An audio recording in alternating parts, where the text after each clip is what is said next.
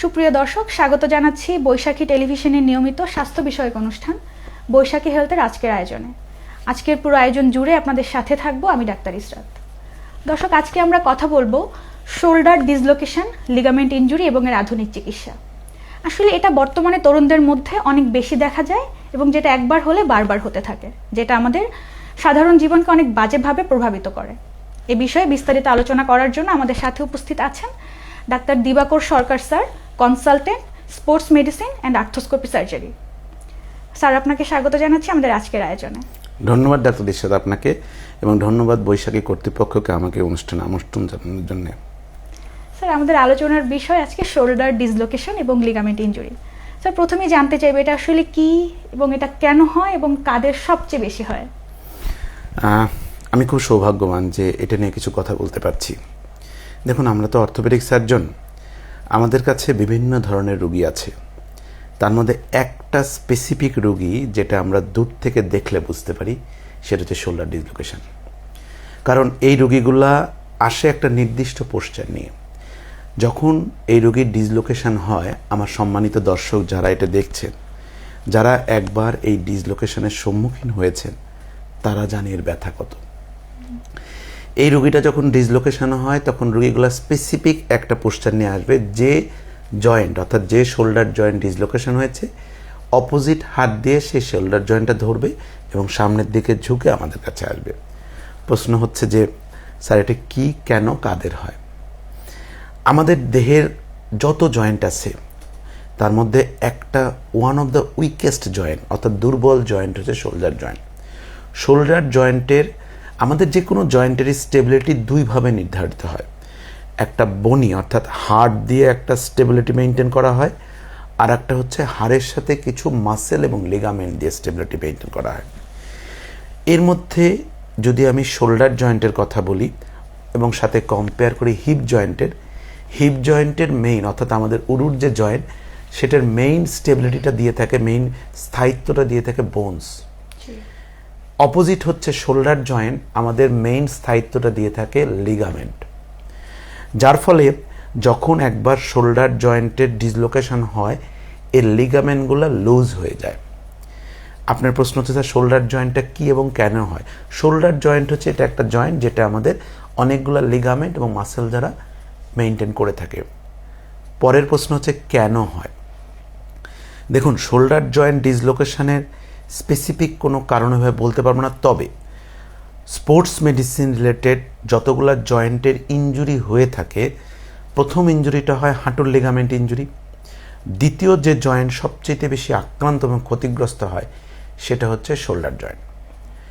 ঝামেলা হচ্ছে shoulder joint mainly maintain করে হচ্ছে মাসেল এবং লিগামেন্ট। যখন একবার শোল্ডার জয়েন্ট খেলাধুলাজনিত কারণে অথবা যে কোনো আঘাতজনিত কারণে একবার ডিসলোকেশন হয়ে যায়, যে মাসেল এবং লিগামেন্ট দ্বারা শোল্ডার জয়েন্ট ওই স্টেবিলিটি বা স্থায়িত্বটা মেনটেন করতো, সেটা কিন্তু লুজ হয়ে গেছে প্রথমবারে। শোল্ডার জয়েন্টটা একবার বের হয়ে গেল, তারপরে এই জয়েন্টটা যদি ঢুকানো হয়, কিন্তু ওই মাসেল এবং লিগামেন্টগুলা ওই যে একটু ঢিল হয়েছে, পরবর্তীতে এই জয়েন্ট ডিসলোকেশন হওয়ার সম্ভাবনা বেড়ে যায়। তাই যাদের একবার শোল্ডার জয়েন্ট ডিসলোকেশন হয়েছে, তারা এই ডিসলোকেশনের সম্মুখীন বারে বারে হয়। সাধারণত আপনি অনুষ্ঠানের শুরুতে যেটা বলছিলেন, ইয়াং জেনারেশন এই সমস্যার সম্মুখীনটা বেশি হয়ে থাকে। স্যার, ধন্যবাদ। স্যার, দেখা যায় আমাদের শোল্ডারে তো অনেক রকমের ব্যথা হয়। একজন মানুষ কি কি উপসর্গ দেখে, বা আপনারা যখন রোগী আসে আপনার চেম্বারে, কি কি উপসর্গ দেখে বুঝতে পারেন যে আসলে শোল্ডারটাই ডিসলোকেট হয়েছে? খুব ইম্পর্টেন্ট প্রশ্ন। শোল্ডার ডিসলোকেশনের উপসর্গ রোগী আমাকে বলে দিবে যে স্যার, আমার তো শোল্ডার বারে বারে বের হয়ে যায়। একবার প্রথমে বলছিলাম যে যার একবার ডিসলোকেশন হয়েছে সে জানে। আমাদের অর্থোপেডিক সার্জারিতে আমরা যারা পোস্ট গ্র্যাজুয়েশন করেছি তারা জানি যে ইমার্জেন্সি বলে একটা কথা আছে, যে জিনিসটাতে অর্থোপেডিক সার্জারিতে বলা হয় অল টাইম ইমার্জেন্সি ডিপার্টমেন্টে যাবেন। যে কোনো ডিসলোকেশন হচ্ছে ইমার্জেন্সি। শোল্ডার জয়েন্ট যখন একবার ডিসলোকেশন হয়ে যায়, তখন রোগীদের সিভিয়ার পেইন হয়, মারাত্মক ব্যথা হয়। এটা রোগী জানে যে কতটা পেইনফুল হতে পারে। যতক্ষণ পর্যন্ত ডিসলোকেশন কারেকশন না হবে এই পেনটা কমবে না।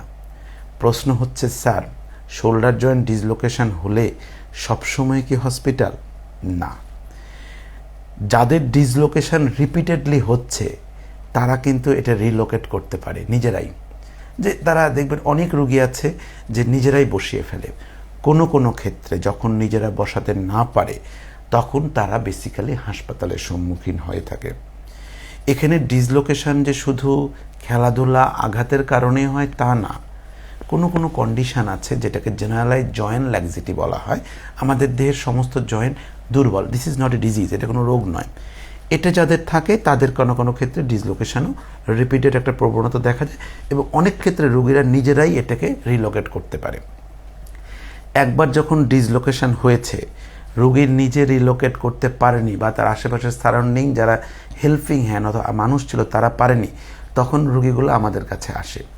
ম্যাক্সিমাম ক্ষেত্রে আমরা অর্থোপেডিক সার্জনরা নির্দিষ্ট কিছু ম্যানুভার আমরা জানি এতে আছে, সেই মাধ্যমে আমরা এটাকে রিলোকেট করি। কোনো কোনো ক্ষেত্রে কিন্তু উইদাউট অজ্ঞান ছাড়াই ইমার্জেন্সি ডিপার্টমেন্টে বসেই করতে পারি, কখনো কখনো এটা পারি না। তখন আমরা এটাকে রোগীকে একটু ইমার্জেন্সি মানে অপারেশন থিয়েটারে নিয়ে গিয়ে অজ্ঞান করে এটাকে রিলোকেট করি। রোগীর একবার রিলোকেশন মানে অর্থাৎ ডিসলোকেশন কারেকশন করে দিয়েছি, রোগী কিন্তু সম্পূর্ণ সুস্থ হয়ে যায়। তারপরে রোগীর আমরা কিছু চিকিৎসা পদ্ধতি গ্রহণ করলে পরবর্তী জীবনটা অনেকটাই তাকে স্মুথ করার চেষ্টা করি। স্যার, এরপর যে একটা কোশ্চেন করব, যেটা হচ্ছে আপনি যেটা বললেন কথার প্রসঙ্গে যে অনেক সময় দেখা যায় যে রোগী নিজেই এটাকে রিলোকেট করছে। তো আমার কথা হচ্ছে স্যার, অনেক ক্ষেত্রে দেখা যায় প্রাথমিকভাবেই ডাক্তারের কাছে না এসে তারা নিজে নিজে এটা করার ট্রাই করেন, সেক্ষেত্রে কোনো ঝুঁকি থাকতে পারে? ডেফিনেটলি। দেখুন, যখন একটা জয়েন্ট ডিসলোকেশন হয়ে যাচ্ছে, আমাদের জয়েন্টের স্টেবিলিটিটা দিয়েই থাকে বিভিন্ন মাসেল এবং লিগামেন্ট। জয়েন্ট একবার যখন রাস্তা চিনে যায় ডিসলোকেশনের, ও কিন্তু বারে বারে একটু অসতর্ক হলেই চলে যাবে। যতবার রোগীর ডিসলোকেশন হচ্ছে, রোগীর এই আশেপাশে যতগুলো লিগামেন্ট একটু ভালো হচ্ছে বিভিন্ন ডিসলোকেশন হতে, বারে বারে টিয়ার হচ্ছে। যত বেশি ডিসলোকেশন, রোগীর পরবর্তীতে রোগীর অপারেশন করে বা চিকিৎসা নিয়ে সারার সম্ভাবনা তত কম। এই জন্যে যারা ডিসলোকেশন হয় তারা জানে যে কি কি কাজ করলে এটা ডিসলোকেশন হয়। যেমন রোগীর খুব সহজেই ডিসলোকেশন হয়ে যায়, রোগী সাঁতার কাটতে গেলে ডিসলোকেশন হতে পারে, রোগীর জামা পরতে গেলে, শার্ট পরতে গেলে, গেঞ্জি পরতে গেলে ডিসলোকেশন হয়ে যায়। অনেক সময় ব্যাডমিন্টন খেলতে গেলে, ক্রিকেটের বল করতে গেলে, আমরা ছোটোবেলায় গাছে ঝুলতাম, সেটা করতে গেলে ডিসলোকেশন হয়ে যেতে পারে। সবচাইতে বেশি মারাত্মক হচ্ছে রোগীদের যদি একবার ডিসলোকেশন হয়, রোগীরা একবার দুইবার ট্রাই করে, অনেক সময় এত পেইন থাকে যে রিলোকেট করার ট্রাই করে যদি না পারে, তাহলে ডেফিনেটলি ডাক্তারের কাছে আসতে হবে। যত আগে থেকে চিকিৎসা পদ্ধতি গ্রহণ করা হবে, রোগীর পরবর্তী জটিলতা তত কমে যাবে। ধন্যবাদ স্যার। স্যার, শোল্ডার ডিসলোকেশনের ক্ষেত্রে চিকিৎসা পদ্ধতি কী কী আছে স্যার? প্রথমেই যে বলি যে রোগীরা যে সবসময় ভয় পেয়ে যায় যে শোল্ডারের যেটা হয় যে চিকিৎসা পদ্ধতি নির্ণয় করে রোগটা কনফার্ম করার চেষ্টা করি। হিস্ট্রি শুনে, ইতিহাস শুনে, রোগী ক্লিনিক্যাল আমরা এক্সামিন করে তারপরে স্পেসিফিক দুইটা পরীক্ষা, একটা এক্সরে একটা এমআরআই করলে আমরা ডায়াগনোসিস কনফার্ম করতে পারি যে রোগীর এখানে ডিসলোকেশন হচ্ছে কি না। দেখুন, সবচেয়ে মানে মারাত্মক একটা রোগী সমস্যার কথা বলে যে রোগী ঘুমের মধ্যে ডিসলোকেশন হয়ে যায়, অনেক সময় রাস্তায় চলার ক্ষেত্রে ডিসলোকেশন হয়ে যায়। এক্ষেত্রে রোগীদেরকে যখন আমাদের কাছে আসে, আমরা নির্ণয় করি রোগীর কোন কোন লিগামেন্ট ইনজুরি হয়েছে শোল্ডারে, রোগীর এটা নর্মাল জীবনযাত্রায় কতটা প্রবলেম করছে, তারপরে তার আমরা চিকিৎসা করি। তবে সকলেরই যে সার্জারি লাগে তা না, কারো কারো ওষুধ এবং ফিজিওথেরাপি এবং সতর্কতা অবলম্বন করলেই ভালো হয়ে যায়, তবে কারো কারো ক্ষেত্রে এটার সার্জারি প্রয়োজন হতে পারে। স্যার, এই ক্ষেত্রে আধুনিক চিকিৎসা কি কি থাকতে পারে? আধুনিক চিকিৎসা এখন খুবই মানে আমরা সৌভাগ্যবান যে আমরা বর্তমান মানে বিশ্বে যে মিনিমাম ইনভেসিভের যুগ চলছে, অর্থাৎ যত কম কাটা, রোগী যত কম হসপিটাল স্টে করবে, রোগীর তত তাড়াতাড়ি আউটকামটা ভালো হবে, রোগীর খরচও কমে যাবে। ল্যাপ্রোস্কোপিক সার্জারি যেমন আমাদের পিত্তথলিতে পাথর, গোটা বাংলাদেশে সকলে জানে, ছোট্ট ফুটা করে দুটো করে দিই। আমাদের শোল্ডারেরও আধুনিক চিকিৎসা এখন শুধু দুটো ফুটা করে, অনলি 1 ডে সার্জারি, এবং রোগীর আউটকাম খুবই ভালো। রোগীদের পরবর্তী ডিসলোকেশনের সম্ভাবনা একেবারেই কমে যায়। রোগীর হসপিটালে শুধু 1 ডে স্টে করতে হয়। যত কম কাটা, রোগীর খুব কম কাটা, ইনফেকশনের সম্ভাবনা তত কম, রোগীর ইকোনমিক বার্ডেন অনেক কমে যায়, রোগীর সফলতার হার অনেক বেশি হয় এক্ষেত্রে। স্যার অসংখ্য ধন্যবাদ আমাদের সাথে থেকে এত গুরুত্বপূর্ণ আলোচনা করার জন্য। আপনাদেরকেও অনেক ধন্যবাদ আমাকে এই অনুষ্ঠানে আমন্ত্রণ জানানোর জন্য। দর্শক, শোল্ডার জয়েন্ট আমাদের শরীরের অত্যন্ত গুরুত্বপূর্ণ একটি জয়েন্ট, তাই শোল্ডার জয়েন্ট নিয়ে কোনো ধরনের অবহেলা গ্রহণযোগ্য নয়। সচেতন থাকুন, সুস্থ থাকুন। আপনাদের সকলে মঙ্গল কামনা করে আজকের আয়োজন এখানেই শেষ করছি।